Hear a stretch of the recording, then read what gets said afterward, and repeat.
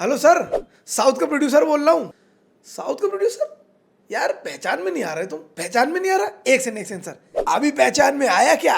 हाँ, आप समझ में आया। बोलो बोलो बोलो बोलो बोलो। सर मैं कह रहा हूँ बहुत ही गजब का फॉर्मूला मिल गया है। कौन सा फॉर्मूला? हिंदू मुसलमान करके पॉलिटिक्स करने वाला फॉर्मूला? छे नहीं सर, उससे भी बढ़िया फॉर्मूला। हाँ भाई, इंस्टाग्राम पे नंगे होके व्यूज कमाने का फॉर्मूला, उसके अलावा बता। अरे नहीं सर, एक 500 करोड़ की फिल्म बनाने का फॉर्मूला सर। एक बहुत बड़ा साउथ का सुपरस्टार है सर, बॉलीवुड की हीरोइन है, उसके सर थोड़े हॉट सीन्स हैं, बॉलीवुड का एक विलन है सर, 100% 500 करोड़ रुपए फिल्म डन सर। फॉर्मूला आ गया हाथ में। इसकी माँ का ये फॉर्मूला वाली बात साउथ वालों को कैसे पता चली भाई? तू नहीं पता ही ना साले, तेरे को कमरे में बंद करके ना हीरोपंती दिखाऊंगा। रुक तेरी माँ का, रुक।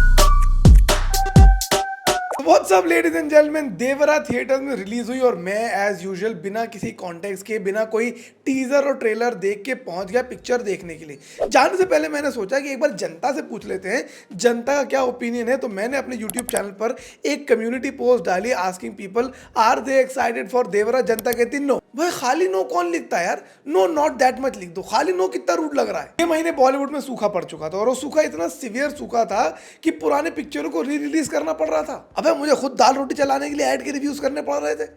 बट इस कर्ज को तोड़ने के लिए रिलीज हुई देवरा, जिसको मैंने देखा फर्स्ट डे फर्स्ट शो। और अगले 5 पॉइंट्स में आप लोगों को बताऊंगा मुझे फिल्म कैसी लगी और क्यों। और सबसे पहले शुरुआत करते हैं फिल्म के सबसे इंपॉर्टेंट एस्पेक्ट से। Point number 1, the plot of the film. Honestly film का प्लॉट ट्रेलर देखने से उतना ही समझ में आएगा जितना तुम लोगों को न्यू टैक्स रेजिम और ओल्ड टैक्स रेजिम समझ में आती है। खैर मैं बता देता हूँ। 1996 में प्लॉट शुरू होता है क्योंकि मुंबई में वर्ल्ड कप होने वाला है। एक हाई लेवल की मीटिंग हुई है जहां पर डिसाइड किया गया है कि हमें यति को ढूंढ के निकालना है। नहीं, ये वो यति नहीं है जिससे आधे से ज्यादा पॉडकास्टर के घर चल रहे हैं। ये कोई दूसरा यति है, स्मगलर है ये। अब पहले पुलिस स्मगलर की टीम के एक बंदे को ढूंढती है।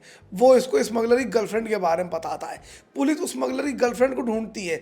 उसकी गर्लफ्रेंड के पास वो स्मगलर मिलता है। उस स्मगलर को पकड़ने का उसका टॉर्चर होता है। वो आंध्रा और तमिलनाडु के बीच के बॉर्डर में एक गांव बताता है। वहां पुलिस जाती, वहां एक आदमी मिलता है। वो बताता है कि एक दूसरे आदमी के पास जाना है।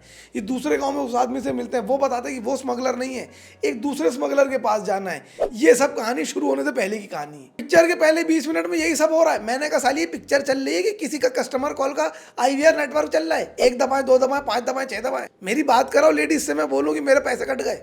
पुलिस इनके पास जाती है, एक स्मगलिंग का झूठा ऑफर लेके वहां मिलते हैं सैफ अली खान। और सैफ अली खान मना करते हैं स्मगलिंग करने से। फिर उसके बाद ये जाते हैं प्रकाश राज के पास। प्रकाश राज कहते हैं नहीं, कोई स्मगलिंग नहीं करेगा। मैं बताता हूँ क्यों। वहां से फिल्म फ्लैशबैक में जाती है और वहां से कहानी शुरू होती है। आप देख रहे हैं, क्या बोलूं मैं, फैमिली वाले देखते हैं। साला इतना लंबा तो 4 प्ले हो गया। मैंने कहा मेन इवेंट बढ़िया नहीं बना तो मेरे पैसे तुम ही वापस करोगे। सालों 6-6 7-7 ऐड चलाऊंगा वीडियो में ये पिक्चर के पैसे वसूलने के चक्कर में। कहानी ये है कि एक कोस्टल गांव है जहां बड़े बड़े बहादुर ट्राइब्समैन रहते थे जिन्होंने अंग्रेजों से लड़ाई लड़ी। और क्योंकि वो देश के सपूत थे, अंग्रेजों को हरा चुके थे लड़ाई में, लिहाजा अब वो स्मगलिंग करते हैं। शिप से बीच समुंदर में ही कार्टन वाटन चुरा लेते हैं, उससे स्मगलिंग कर लेते हैं, उससे मिलते हैं पैसे और ये सिलसिला लगातार चलता रहता है। टोटल 4 गाँव है जो ये सारे काम करते रहते हैं और उसमें 2 मेन लोग हैं। एक है जूनियर NTR साहब और एक है सैफ अली खान साहब। दोनों में कॉम्पिटिशन चलता रहता है। उनमें से देवरा भाई थोड़ा सेंसिटिव आदमी है। उसको पहले भी अंदर कोई गिल्ट विल्ट होता रहता है। He is not as crude as Saif Ali Khan is. Obviously junior NTR ही देवरा है। और एक दिन देवरा भाई साहब एक बढ़िया मोनोलॉग सुन लेते हैं देशभक्ति के ऊपर। अब फिर वही होता है जो हर मोनोलॉग सुनने के बाद बॉलीवुड में होता है, हृदय परिवर्तन, चेंज ऑफ हार्ट। हालेलुया, आज से ये स्मगलर नहीं है, आज से देशभक्त हैं। और अब जो उनके गांव से बाकी लोग स्मगलिंग करने जाते हैं उनकी तोड़ देते हैं बिल्कुल उनको। सैफ अली खान कह रहा है भाई तेरे को नहीं करना मत कर, हमें तो करने तक कह रहा नहीं, ना खाऊंगा ना खाने दूंगा इसकी माँ का। अब यहाँ से जो इनके बीच का 36 का आंकड़ा हो जाता है वो into 2 होकर 72 का आंकड़ा हो जाता है। यहाँ से इन दोनों के बीच में एक लड़ाई शुरू होती है और आने वाले प्लॉट में दिखाया गया है कि कैसे उस लड़ाई का अंत होता है और वो लड़ाई कहाँ तक जाती है। प्लॉट की अगर मैं बात करूँ ऑनेस्टली ऑन पेपर ये प्लॉट काफ़ी ज़्यादा अच्छा है।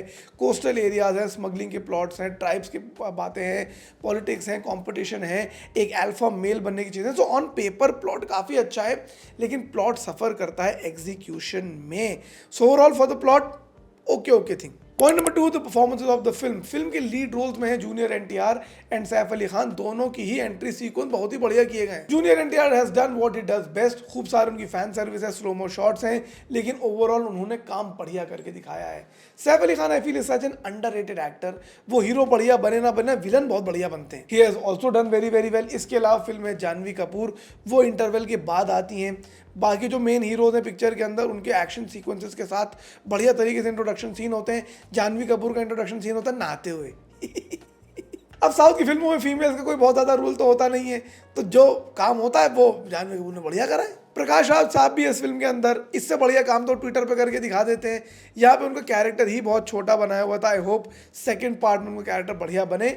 छोटा मोटा कैरेक्टर था उनका और उन्होंने वो काम भी अच्छा करा है। Good job. Point number 3, the length of the film. 3 घंटे की पिक्चर बनाई है और अब ये फर्स्ट ही पार्ट है। अभी इनको और भी कुछ कहना है भैया, इतनी लंबी पिक्चर बनाई है, आदमी छुट्टी लेके जाए पिक्चर देखने कि सन्यास लेके जाए पिक्चर देखने। हाँ मम्मी देवरा पिक्चर देखने जा रहा हूँ, परसों ही लौटूंगा इंशाल्लाह। धीरे धीरे कहानी आगे बढ़ती, देख घिस घिस के इतने सब प्लॉट्स हैं, इतने एग्जीक्यूशन है, इतने लंबे लंबे गाने हैं, इंसान जो है बोरी हो जाता है भाई साहब। Like I said, film flashback में और फिल्म के फ्लैशबैक के सीन आते आते मेरा बर्गर खत्म हो गया। एक ही पैटर्न फिल्म चलती रहती धीरे धीरे और बहुत ही ज्यादा बोरिंग हो जाती है। So I think 3 hour length of the film was totally unjustified. 3 घंटे की फिल्म है और इजीली इसमें से 3 घंटे काटे जा सकते हैं। Point number 4, the direction of the film. Personally मुझे फिल्म काफी ज्यादा फॉर्मूला सेंट्रिक लगी। जूनियर एनटीआर की बहुत ज्यादा फैन सर्विस करने की कोशिश की गई है और एक पैटर्न फिल्म बना लेती है। एक मेलोड्रामेटिक सीन होता है जहाँ पे रोना धोना चल रहा है, उसके बाद एक एक्शन सीक्वेंस आ जाता है, उसके बाद फिर एक लंबा सा गाना आ जाएगा, फिर एक मेलोड्रामेटिक सीन जहाँ पे फिर रोना धोना चल रहा है, फिर एक एक्शन सीन, फिर एक गाना आ जाएगा। और गाने ऐसे नहीं 15-15 सेकंड इंस्टाग्राम की तरह करके चला दिए, पूरे पूरे गाने चलने भाई साहब, अनिरुद्ध को पैसे दिए हैं। इंटरवल तक फिल्म ऐसे ही चलती रहती। इंटरवल से ठीक पहले का सीक्वेंस जेन्युइनली बहुत बढ़िया था, फिर आता है इंटरवल के बाद की सीन, पिक्चर कहीं और ही पहुंच जाती। मुझे लगा पार्ट 2 चला दिया शायद, पता चला नहीं सारी सेम ही फिल्म है। काफी डिसजॉइंटेड सा लगा। It was a mix bag in the first half and second half itself, but overall मुझे लगा कि थोड़ा सा डायरेक्शन में भी फिल्म फ्लॉड मुझे पर्सनली लगी। Point number 5, the VFX of the film. Film के वीएफएक्स मुझे ऑनेस्टली काफी खराब नहीं लगे, ठीक ठाक फिल्म के वीएफएक्स थे। आई वोंट से कि बहुत ही माइंड ब्लोइंग थे, बहुत ही फैंटास्टिक थे, ब्रह्मास्त्र और बाकी लेवल्स के थे, लेकिन अच्छे वीएफएक्स करे पिक्चर के अंदर। देखकर आपको कहीं से पिक्चर में वो सस्ती सी फील नहीं निकल कर आई। सो ओवरऑल मुझे लगता है this film is strictly for the fans of junior NTR and the kind of cinema that people have been watching. Personally मुझे इस फिल्म के अंदर से कुछ भी नया देखने को नहीं मिला। सेकंड पार्ट आएगा, आई होप वो थोड़ा इंटरेस्टिंग हो, बट ओवरऑल मैं इस पिक्चर को देना चाहूँगा अपनी तरफ से 2-2.5 स्टार्स आउट ऑफ 5। अब यहाँ कमेंट सेक्शन खुला है, जितनी मर्जी आपको मुझे गाली बकनी, खुल के बकें, मुझे कोई फ़र्क नहीं पड़ता, मेरी तो एंगेजमेंट बढ़ रही है। और अगर आप लोगों ने यहाँ तक पहुँचना सब्सक्राइब नहीं करा है, इस पर तेल लगाना शुरू कर रहा हूँ मैं। सब्सक्राइब